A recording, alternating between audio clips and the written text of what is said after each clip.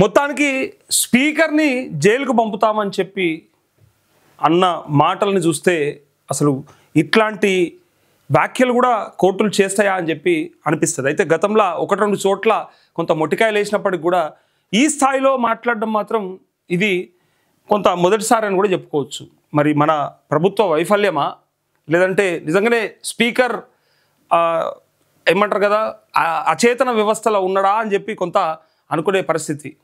తన తప్పుని అనవసరంగా అంటే రేవంత్ రెడ్డి చేస్తున్నటువంటి తప్పుని తన పైన ఆపాదించుకొని తను కూడా తనకు వత్తాసు పలుకుతూ ఆపినటువంటి ఈ విషయాన్ని అంతా చూస్తూ ఉంటే ఇలా తన సీటుకే లేదా తన మెడ మీదనే కత్తి వేలాడే పరిస్థితి.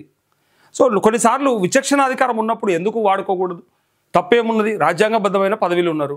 సో డెఫినెట్గా స్పీకర్ తీసుకోవాల్సినటువంటి నిర్ణయాన్ని తీసుకుంటే అయిపోయేది. అది కాకుండా ఇలా ఎవరికో లబ్ధి చేయాలని, ప్రభుత్వానికి ఎంతో కొంత ఉపయోగపడాలని చెప్పి ఆలోచిస్తున్నటువంటి ఈ పనిలో డెఫినెట్గా ఆయనకే ఇబ్బంది తలెత్తే అవకాశం ఉంది. అయితే ఇదే విషయం మీద మనం ఒక లీడర్తో మాట్లాడదాం. ఖైరతాబాద్ బీఆర్ఎస్ పార్టీ ఇన్ఛార్జ్, ఎందుకంటే ముఖ్యంగా దానం నాగేందర్ మీదనే బీఆర్ఎస్ ఫోకస్ చేసింది. ఎంపీగా కూడా పోటీ చేసింది కాబట్టి సికింద్రాబాద్ ఎంపీగా. సో అక్కడి ఇన్ఛార్జ్ అయిన మన్నే గోవర్ధన్ రెడ్డి గారితో ఒకసారి మాట్లాడే ప్రయత్నం చేద్దాం. తను ఏమంటాడు, యాక్చువల్గా మరి ఖైరతాబాద్ ప్రజలు ఏమనుకుంటారు? అసలు ముఖ్యంగా ఖైరతాబాద్ ప్రజలు కూడా దానం నాగేందర్ని నువ్వు బీఆర్ఎస్కి ఎమ్మెల్యేగా ఉంటేనే బాగుంటుందని చెప్పి గెలిపిస్తే ఆయన లేదు లేదు నాకు కాంగ్రెస్ ఎమ్మెల్యేగా ఉండాలని ఉంది, లేదా కాంగ్రెస్ ఎంపీగా పోవాలని ఉందని చెప్పి అనుకున్న దానం నాగేందర్ గురించి ఒకసారి మన్నే గోవర్ధన్ రెడ్డి గారిని లైన్లో తీసుకుందాం. అన్న నమస్తే. అన్న నమస్తే నరేష్ గారు, బాగున్నారా? ఫైన్ అన్న, ఫైన్. మీరు ఎలా ఉన్నారన్న? అన్న అయితే ఏం లే, ఫస్ట్ మీకు కంగ్రాట్ చెప్తున్నా. దేనికంటే బీఆర్ఎస్ పట్టు విడవకుండా సుప్రీంకోర్టులో మరి పిటిషన్ వేస్తే ఇలా డైరెక్ట్ స్పీకర్నైనా సరే జైలుకు పంపుతామని డైరెక్ట్గా సుప్రీంకోర్టు చెప్పడం చూస్తూ ఉంటే ఖచ్చితంగా అనర్హత వేటు బయటట్టుంది. అది ఫస్ట్ దానం నాగేందర్ మెడ మీదే కత్తి వేలాడుతుందని అంటారు ప్రజలు. మరి మీరేమంటారు మీ ఆ ఇన్ఛార్జ్గా, అక్కడ ఇన్ఛార్జ్గా? 100% దానం నాగేందర్ మీద కత్తి వేలాడుతుంది. 100% వేలాడినట్టే అన్న. 100% అతనికి డిస్క్వాలిఫై కావడం తప్పనిసరి. ఎందుకంటే ఆయన పార్టీ మారడమే కాదు, ఏకంగా పోటీ చేయడం జరిగింది ఎంపీగా. అరే ఆయన అయితే ఆ మాట ఏమన్నారంటే అన్న, సిగ్గుందా అసలు దానం నాగేందర్కి? ఏమన్నా ఎవరన్నా పార్టీ మారినోళ్ళు కనీసము ఆ లెజిస్లేచర్ పార్టీ మొత్తం మారేదాకా ఓపిక పట్టాలి, కానీ ఎంపీగా పోటీ చేసిన అసలు ఆయనకు బుద్ధి ఉందా అన్నారు డైరెక్ట్ గా ప్రజలైతే. 100% నిజంగా బుద్ధి లేకుండా బుద్ధి లేని వ్యవహారం కాబట్టి ఆయన ఇరుక్కపోయాడు. ఇప్పుడు ఆయన ఏదో అతి ఉత్సాహం ఎక్కువైపోయేసి ముందు పోతే అందులో కాంగ్రెస్ పార్టీలో మినిస్టర్ పదవి వస్తుందని చెప్పేసి అతి ఉత్సాహంతో జాయిన్ అయ్యిండు. కాంగ్రెస్ పార్టీ గెలిచిన తర్వాత 2 నెలలు కూడా ఆగలేదు. బీఆర్ఎస్ పార్టీలో కేసీఆర్ గారు ఎంతో గౌరవించి 2018లో 2023లో బీఫామ్ ఇచ్చి బీఆర్ఎస్ పార్టీ మీద ఎమ్మెల్యే గెలిచిండు. ఆయన 2014 ఓడిపోయిన తర్వాత ఆయన కనుమరుగయ్యాడు. తెలంగాణ రాష్ట్రంలో ఆయన పొలిటికల్ కెరీర్ ఖతం అయిపోయింది. చచ్చిన పావుని పాలు పోసింది కేసీఆర్ గారు. 2018 టికెట్ ఇచ్చి గెలిపించిన తర్వాత ఇంత కూడా విశ్వాసం లేకుండా, అంటే అది ఆయన తప్పిదమే అన్న. ఆయన తప్పిదం ఏంటంటే అప్పుడు సరే ఆరోగ్య శాఖ మంత్రిగా పనిచేసిన ఉమ్మడి ఆంధ్రప్రదేశ్లో ఎంతో కొంత క్రెడిబిలిటీ ఉన్న నాయకునిగా అప్పుడు పేరు వెళ్ళిండు కొంత. తర్వాత ఉద్యమానికి పూర్తిగా వ్యతిరేకంగా పనిచేసిండు. చూడు, లాఠీలు పట్టుకొని తిరిగిండు కదా. అది ప్రజలకి అంటే అది ఎట్లా పోయిందంటే ఇప్పటి కూడా మనసులకి వెళ్ళి పోతలేదు. ఉద్యమ వ్యతిరేక శక్తులుగా చూస్తారు వాళ్ళని. దానం అంటేనే తెలంగాణ వ్యతిరేక శక్తి, తెలంగాణ వ్యతిరేకుడు. ఎందుకంటే పిల్లలు బీసీ పిల్లల్ని ఎస్సీ పిల్లల్ని లాఠీత్వం కొట్టిన సందర్భం ఉంది. అడ్వకేట్లు ఇంటి మీదకి పోయి జై తెలంగాణ అన్నందుకు కొట్టిన సందర్భం ఉంది. అందరు విద్యార్థులు కొట్టిన సందర్భం ఉంది. ఆయన తెలంగాణ వ్యతిరేకి. తెలంగాణ ఏ రోజు కూడా గౌరవించలేదు. తెలంగాణ అంటే ఆయనకు వ్యతిరేకంగా ఉండే అట్లాంటి వ్యక్తికి కేసీఆర్ అయినా కూడా తెలంగాణ పునర్నిర్మాణంలో భాగస్వామి అవుతా, ఎట్లా ఉద్యమంలో భాగంగా కాలేకపోయినా కనీసం పునర్నిర్మాణంలో భాగం అవుతా అని చెప్పేసి వస్తే కాళ్ళలో పట్టుకుంటే టికెట్ ఇచ్చిన కేసీఆర్ గారు. కానీ తప్పిదం చేయలేదన్న. అంటే ఇప్పుడు బీఆర్ఎస్ కూడా తప్పిదమే అంటారు. ఎందుకంటే కేసీఆర్ కూడా పాముకు పాలు పోసిండు కదా, మరి మననే కరుస్తుంది అది. 100% అదే జరిగింది కదా. మరి 100% విశ్వాసఘాత కూడా ఉంది. మరి కేసీఆర్ గారు ముందు ఊహించలేదు. సరే కేసీఆర్ గారు బోలా శంకరుడు టైప్ కదా, ఎవరు వచ్చినా కూడా సరే దెయ్యి అంటే కొంత అభయం ఇస్తారు కదా శంకరుడు. అట్లా కేసీఆర్ గారు కూడా సరే అయిపోయింది, తప్పుదే అయిపోయింది, పునర్నిర్మాణంలో భాగస్వామి అవుతుంటాడు కదా, బంగారు తెలంగాణ భాగస్వామి అవుతుంది అని చెప్పి అవకాశం ఇచ్చాడు. కానీ ఇంత కాటేస్తా అని చెప్పి కేసీఆర్ గారు ఊహించలేదు. కానీ ఆయన బుద్ధి ఎట్లా కుండ వగిలితే పగిలిందని కుక్క బుద్ధి తెలిసిందని చెప్తారు కదా. ఆయన ఇమ్మీడియట్లీ ఆయనకు 2 నెలలు అసలు అధికారం పోయి 2 నెలలు కూడా కాలే, ఆయన కూడా ఆగలే. ఇమ్మీడియట్లీ రేవంత్ రెడ్డి గారు జాయిన్ అయ్యిండు. రేవంత్ రెడ్డి గారు ఎలక్షన్ క్యాంపెయిన్ లో ఏం చెప్పాడు, దివాంచి భారత్ దగ్గర బీడీలు అమ్ముకున్న దాన నాగేందర్ కు ఎట్లా గెలిచిండు, ఇంత ఆస్తులు ఎట్లా వచ్చినాయని చెప్పేసి దీని గురించి కించగా మాట్లాడు. అంతే అదే రేవంత్ రెడ్డి గురించి దాన నాగేందర్ గారు వాడు వీడు అసలు వాడు పెద్ద యాక్టర్, సినిమా యాక్టర్ కంటే గొప్ప యాక్టర్, వాడికి ఏముంది, వాడు పెద్ద పొట్టోడు పొరుగోడు అని చెప్పేసి పెద్ద పెద్ద మాటలు మాట్లాడు. ఇప్పుడు ఇద్దరు ఒకటి అయిపోయారు. అసలు ఎంత అసహ్యం ఉందంటే సమాజంలో వాళ్ళు ఇద్దరు పేర్లు చెప్తే వాళ్ళు ఒకళ్ళ మీద ఒకళ్ళు తిట్టుకున్న విధానం చూస్తే కింద ఉమ్మేసిపోతారు. వీడియోలు చూస్తే కనుక వింటే కనుక ప్రజలు అట్లా ఉంది. 100% ఆయనకు దాన నాగేందర్ మీద కత్తి వేలాడుతుంది. ఆల్రెడీ తల తెగినట్టే. కంపల్సరీ 100% రిజైన్ చేయాల్సిందే, లేకపోతే డిస్క్వాలిఫై తప్పదు. కోర్టులో చీఫ్ జస్టిస్ గారు ఏం చెప్పారు, స్పీకర్ గారు మీద చెప్పిండు, నువ్వు కంటెంప్ట్ అవుతావు, కోర్టుకు రావాల్సి వస్తుంది, కొత్త సంవత్సరంలో ఎక్కడ ఉండాలో నువ్వు డిసైడ్ చేసుకుని అంత పెద్ద మాట మాట్లాడు. న్యూ ఇయర్ ఎక్కడ జరుపుకోవాలనో మేము డిసైడ్ చేస్తామని చెప్పారు డైరెక్ట్ గా. చెప్పిండు ఎంత పెద్ద సీరియస్ ఉండో అర్థం చేసుకోవచ్చు. సో అందుకోసమే నేను కంగ్రాట్స్ చెప్పినాను మీకు. ఎందుకంటే బీఆర్ఎస్ జూబ్లీస్ లో ఓడిపోయినప్పటికీ, సరే ఓడిచ్చిర్రా ఓడిపోయినరా, అది నిజంగా ప్రజాస్వామ్యబద్ధంగా ఎన్నికలు అయినా లేదా మనమే చూసినాం. ఎందుకంటే డైరెక్ట్ జగ్గారెడ్డి లాంటి వాళ్ళు చెప్పారు బీహార్లో అవిటికవే ఓట్లు వేసుకుంటున్నాయి ఈవీఎంలు అని చెప్పినాక, మరి జూబ్లీస్ లో వేరే ఈవీఎంలా అవేమైనా బయటకు వెళ్ళి తెచ్చిరా, వేరే దేశం అవి కాదు కదా. సో ఇక్కడ కూడా అవే కదా. సో అట్లాంటప్పుడు మరి ఆ ఎన్నిక రైట్ అయితే ఈ ఎన్నిక రైట్, అది తప్పైతే ఇది కూడా తప్పేగా. మరి అట్లాంటప్పుడు ఇక మరి వాళ్ళ నాయకులే అంటారు డైరెక్ట్ గా అక్కడ పూర్తిగా ఈవీఎంలే వీటికి అవి వేసుకునే ఓట్లు అర్థమైతలేదు మాకు అంటే ఇక్కడ కూడా జరిగింది. మరి సరే పైసలు పంచిర్రా, ప్రలోభాలకు గురి చేసిరా చూసినామన్నా. అయితే ఇంకొక మాట, ఇప్పుడు పశ్చిమ బెంగాల్లో కూడా అంటే మెయిన్గా ఆ బీజేపీ టికెట్ మీద గెలిచిన తృణమూల్ కాంగ్రెస్ వేయండి కదా ముకుల్ రాయ్, ఆ ముకుల్ రాయ్ మీద నిజంగా విచారణ అనంతరం టక్కన ఇట్లా సస్పెండ్ చేసి పడేసింది కోర్టు, కలకత్తా హైకోర్టు. సో అది చూసినాక కొంత ప్రజాస్వామ్యం పైన నమ్మకం కలుగుతోంది జనాలకి. అరే నిజంగా స్పీకర్కున్న విచక్షణాధికారం వాడుకోకపోతే కోర్టులు కూడా తీసి అవతల పడేస్తాయి అని చెప్పి నిజంగా కొంత చట్టాల మీద నమ్మకం కలుగుతా ఉంది ప్రజలకి ఇట్లాంటి చూసినప్పుడు. పశ్చిమ బెంగాల్ కోర్టు హైకోర్టు ఇచ్చిన తీర్పును 100% మనం భారతదేశంలో ప్రతి పౌరుడు గౌరవించాల్సి. కలకత్తా హైకోర్టు న్యాయం మీద కొంత నమ్మకం విశ్వాసం పెరిగింది అతనితో. ఎందుకంటే అందరూ కూడా ప్రతి కోర్టు కూడా స్పీకర్ కు ఏదో జుడిషియల్ పవర్స్ ఉన్నాయని చెప్పేసి ఏదో చెప్పేసి తప్పించుకునే ప్రయత్నం చేస్తుంటాయి కదా. అక్కడ కలకత్తా హైకోర్టు మాత్రం ఎక్కడ నిర్మోమాటంగా వాస్తవంగా చూపించి డిస్క్వాలిఫై చేయడం జరిగింది. ఇది 100% మనం స్వాగతించాల్సి వచ్చింది. అదే జుడిషియల్ అదే తీర్పుని ఇక్కడ ఖచ్చితంగా దాన నాగేందర్ గాని, కరీశ్వర్ గారు కానీ మిగతా 8 మంది మీద ఖచ్చితంగా తీర్పు ఇవ్వాల్సిందే ఇస్తారని చెప్పి పూర్తి విశ్వాసం ఉంది. అయితే వీళ్ళకు అంటే ఇప్పుడు ఈ స్పీకర్ కే కాదు, మొట్టమొదటిసారి గతంలో కూడా ఒక 2-3 చోట్ల జరిగినాయి వేరే రాష్ట్ర హైకోర్టులు కూడా ఆ స్పీకర్లకు ముట్టికాయలు వేసినాయి. అంటే మీరు నిర్ణయం తీసుకోకపోతే మాత్రం మేము ఖచ్చితంగా మేమే తీసుకోవాల్సి వస్తుంది, మా ఇన్వాల్వ్మెంట్ ఉంటుందని చెప్పారు. అయితే ఒక సంస్థ మీద ఒక వ్యవస్థ మీద ఇంకో వ్యవస్థ ఓవర్లాప్ కాకూడదనే మాట్లాడుకుంటాం మనం మామూలుగా చట్టసభలు కానీ ఇటు పక్క కోర్టులు కానీ. బట్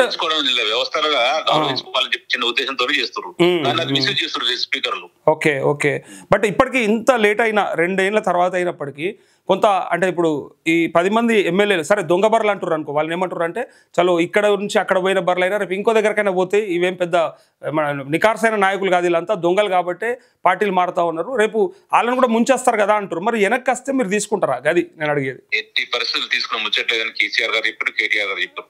ప్రెసిడెంట్ కేసీఆర్ గారు, పవర్ ప్రెసిడెంట్ కేటీఆర్ గారు క్లియర్ గా నిర్మోహమాటంగా చెప్పారు. ఎట్టి పరిస్థితుల్లో 10 మంది రిటర్న్ వచ్చి కాలేలు పట్టుకున్నా కూడా తీసుకున్న ముచ్చట లేదు. అట్లాంటి నాయకులు మాకు అవసరం లేదు, మా దగ్గర నాయకత్వం చాలా పెద్దగా ఉంది, వాళ్ళనే వాళ్ళనే నాయకులు చేసుకుంటాం, వాళ్ళని ఎమ్మెల్యే చేసుకుంటాం చెప్పి ఓపెన్ గా చెప్పడం జరిగింది. పక్కగా ఎన్నికలకు పోతారు అంటే 6 నెలలలోపు ఎన్నికలు నిర్వహించాలి కాబట్టి మీరు ఎన్నికలకు సిద్ధంగా ఉన్నారు. మళ్ళా 100% జూబ్లీస్ లో ఓడిపోయారు కదా, ఏమన్నా కొంత మరి ఏముండదండి జూబ్లీస్ డీలా పడ్డారని లేకపోతే డీలా ఎందుకు పడుతుందండి? పార్టీలో ఇండిపెండెంట్ అభ్యర్థి కూడా గెలుస్తా అంటున్నాడు, ఇండిపెండెంట్ అభ్యర్థి కూడా వెనక కోడు. దానికి ప్రజాస్వామ్యంలో అన్ని గెలవాలి లేదు, అన్ని ఓడిపోవాలని లేదు.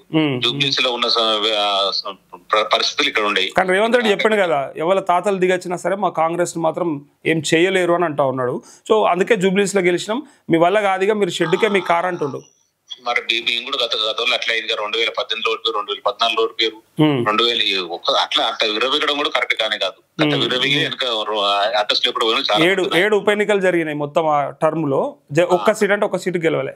ఒక్క సీటు గెలలేదు, డివైడ్ కాలేదు. అదే హుజూరాబాద్ 3000 ఓట్లు సిగ్గుపోతుంది. ఒక ఇండిపెండెంట్ అభ్యర్థి కంటే తక్కువ వచ్చినాయి, సిగ్గుపోతుంది. మరి అంత పెద్ద చరిత్ర గల పార్టీకి ఈయన పిసిసి ప్రెసిడెంట్ ఉంటే ఆ టైంలో 3000 ఓట్లు వచ్చినట్టు ఎంత సిగ్గుమాలని చెప్పు. అప్పుడు ఎంత ఇప్పుడు అధికారం ఉంది కానీ విరవిగితే కాదు. జూబ్లీస్ పరిస్థితులు వేరు, ఖైరతాబాద్ లో పరిస్థితులు వేరు. ఖైరతాబాద్ దాదాపు నేను 20 సంవత్సరాల నుంచి పార్టీని అంటి పెట్టుకున్న పార్టీలో పనిచేసినాను. ఈ 3 టర్మ్ 2014 పోటీ చేసిన, 2018 పోటీ చేసిన, 2023 అవకాశం లేదు. దానా నాగేంద్ర రావు గౌరవించి నేను సపోర్ట్ చేసిన. నేను ఈ పార్టీని దాదాపు ఈ ఖైరతాబాద్ కాన్స్టిట్యూషన్ 15-16 సంవత్సరాల నుంచి అంటి పెట్టుకుని ఉన్నా. నేను ఎవరు దానా నాగేంద్ర కాదు తాత వచ్చినప్పుడు నేను నన్ను ఎవరైంది ఖచ్చితంగా బీఆర్ఎస్ పార్టీ కేసీఆర్ ఆధ్వర్యంలో కేసీఆర్ నాయకత్వం 100% బీఆర్ఎస్ పార్టీ ఖైరతాబాద్ కాన్స్టిట్యూషన్ గెలుస్తుంది.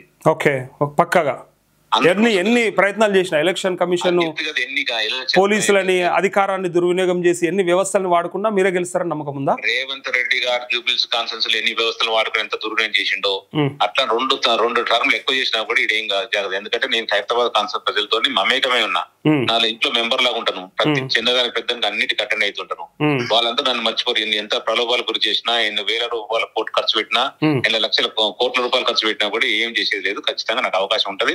బీఆర్ఎస్ పార్టీ నాయకత్వంలో 100% ఖైరతాబాద్ కాన్సర్ లో బీఆర్ఎస్ పార్టీ అట్ట ఇది. అందుకే నాగేందర్ గారు చూసి అక్కడైతే గెలవని చెప్పి ఇంట్లోకి వచ్చి గెలిచిన 2 సార్లు. ఒకవేళ 10 మంది మీద అనర్హత పడితే, వేటు పడితే 10 మంది చోట ఎన్నికలు వస్తే ఎన్ని సీట్లు గెలుస్తాయని నమ్ముతున్నారు మీరు? 10లో ఖచ్చితంగా 8 గెలుస్తాం అండి. 8 నుంచి 10 గ్యారెంటీ గెలుస్తాం. ఓకే, 8 నుంచి 10. 8 నుంచి 8 ప్లస్ దొరుకుతుంది తప్ప తగ్గేది. ఓకే, 10 చోట్ల ఎన్నికలు జరిగిన పార్టీ పై నాయకుల మీద ఫుల్ కోపం ప్రజలు. మేము బీఆర్ఎస్ పార్టీ నాయకత్వంలో బీఆర్ఎస్ పార్టీకి కేసీఆర్ నాయకత్వం బలపరిచినందుకు వీళ్ళు మోసం చేశారని చెప్పి ఫుల్ కోపంగా ఉన్నారు. ఖచ్చితంగా వాళ్ళ బుద్ధి చెప్పడానికి రెడీగా ఉన్నారు. ఓకే, చివరి ప్రశ్న. ఇప్పుడు గ్రామాలలో ఎన్నికలు జరిగితే మేమేందో చూపిస్తుంటామని అక్కడ రైతులు కానీ అక్కడ ఉన్న మహిళలు కానీ చాలా మటుకు మాతో మాట్లాడిన సందర్భాలు మేము ప్రజానాడికి వెళ్ళినప్పుడు వాళ్ళు చెప్తుంటూ ఉంటారు. హైదరాబాద్లో కాబట్టి ఏదో జూబ్లీహిల్స్లో వాళ్ళకి మా రైతుల కష్టాలు, మా యూరియా కొరత, మా అవస్థలు అవన్నీ ఆడ చూసిరు వాళ్ళు. సరే, ఏదో అక్కడ అభివృద్ధి చూసో లేకపోతే 4000 కోట్లు ఇస్తానే కంటోన్మెంట్లో చెప్పినట్టు ఈడ కూడా అన్నాడు కాబట్టి ఇస్తాడేమో అనుకొని వేసి ఉంటారు. కానీ మా దగ్గర జరిగితే మేము చూపిస్తాం. కానీ హైదరాబాద్ ఓటర్లు, అర్బన్ ఓటర్లు ఇక మేబీ అభివృద్ధికే పట్టం కట్టేట్టున్నారు. రేవంత్ రెడ్డిని ఎందుకు 3 ఏళ్ళు మళ్ళీ ఇబ్బందులు పాలు చేసుకోవాలి మాకు అని చెప్పి మళ్ళీ కాంగ్రెస్కే ఇచ్చే అవకాశం ఉంటుంది హైదరాబాద్ అర్బన్ ఓటర్ అని అంటారు. ఖైరతాబాద్ కూడా అర్బన్ ఓటర్ కింద వస్తుంది కాబట్టి మిమ్మల్ని అడుగుతా ఉన్నా, ఎట్లుండబోతుంది మరి అక్కడ? వాడు రేవంత్ రెడ్డి గారు బొందా పోకి అసలు ఏమీ లేదు, డెవలప్మెంట్ లేదు. అక్కడ కంటోన్మెంట్ 4000 కాదు 4 రూపాయలు ఇవ్వలేదు. జూబ్లీస్ ఇవ్వలేదు. జూబ్లీస్ లో కూడా మేము ప్రచారంలో మేము కొంత బాధలు తిరిగినాము. జూబ్లీస్ లో 100 మందిని కలిసి 70 మంది నుంచి 80 మంది వరకు బీఆర్ఎస్ పార్టీకి కేసీఆర్ గారు నాయకత్వం బలపరిచారు. ఆ కేసీఆర్ సార్ రావాలి, కేసీఆర్ 10 సంవత్సరాలు అధికారులు ఉన్నప్పుడు మాకు ఎలాంటి ఇబ్బంది లేకుండా చాలా సంతోషంగా ఉన్నాం. 10 రూపాయలు అవసరం ఉండే కూడా ఇచ్చారు. 10 రూపాయలు 10 లక్షలు కావాలని పెట్టినాయి. రియల్ ఎస్టేట్ బాగా నడిచింది, అందరూ అద్భుతంగా నడిచింది. సంక్షేమ పథకం నడిచింది, అభివృద్ధి పథకాలను అభివృద్ధి నడిచింది. మాకు ఎలాంటి ఇబ్బంది లేదు, చిన్న లోటు లేదు. మాకు ఒక తండ్రి లాగా ఒక ఇంటి పైన తండ్రి ఎంత మంచి చూసుకుంటే పిల్లలు ఎంత హ్యాపీగా ఉంటారు, మేము అంత హ్యాపీగా ఉన్నప్పుడు ఈ 2 సంవత్సరాల రేవంత్ రెడ్డి వచ్చిన తర్వాత అంత దరిద్రమైన ఏడుపు తప్ప ఏ ఒక్క రంగానికి సంబంధించిన ప్రజలు కూడా సంతోషంగా బాధలు అని చెప్పారు. మరి ఇక్కడ ఎట్లా ఏం జరిగిందో మరి మీకు తెలుసు, మాకు తెలుసు. వ్యవస్థ రియల్ ఎస్టేట్ దారుణంగా కుప్పగూలిపోయిందని చెప్తున్నాము. అట్లే దాంతోపాటు పెట్టుబడులు వస్తలేవు, అభివృద్ధి ఏం జరగట్లేదని చెప్తున్నాము. అన్ని చెప్పినా కూడా కారు కావాలన్నా బుల్డోజర్ కావాలన్నా అంటే మరి బుల్డోజర్ కావాలంటారు కదా మరి ప్రజలంతా. మరి ఈడ కూడా ఖైరతాబాద్ లో కూడా బుల్డోజర్ కావాలంటే ఏం చేస్తారు మీరు? నేనేమంటే జూబ్లీస్ ప్రజలు ఎప్పుడు కూడా బుల్డోజర్ కోరుకోలేదు, కారే కోరుకోరు. కాకపోతే వ్యవస్థను అడ్డం పెట్టుకొని ప్రలోభాల గురి చేసి, లేకపోతే దొంగ ఓట్లు వేపించి, లేకపోతే రికింగ్ చేసి, బూత్ క్యాప్చర్ చేసి, ఎన్ని రకాలు వాడాలో అన్ని రకాలు వాడి చేసి అక్కడ రేవంత్ రెడ్డి గెలిచారు. అది ఒక గెలిపే కాదు, ప్రజాస్వామ్యబద్ధంగా అయితే గెలవలేదు. సరే, ఆడు ఇంత కొంత క్యాండిడేట్ కొంత ప్లస్ అయినా కానీ మిగతా మొత్తం రేవంత్ రెడ్డి గారి పాలన ఎవరు కూడా యాక్సెప్ట్ చేయలేదు.